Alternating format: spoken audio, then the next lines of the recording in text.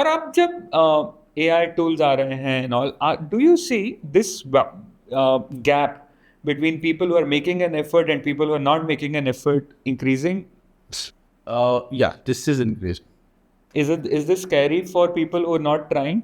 नहीं मैं इससे again I am not agree 100% because youth again so again the two category of students are available in the market.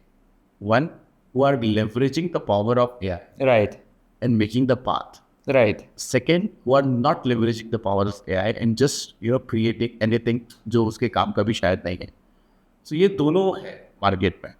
So I think my answer is the exact answer is कि the student need to understand artificial intelligence is growing day by day. हमने कहा था it is a part of the curriculum, but provincially पे कहूँगा it is a curriculum now itself. And if the student is taking the help of these AI platforms, they can create a great path.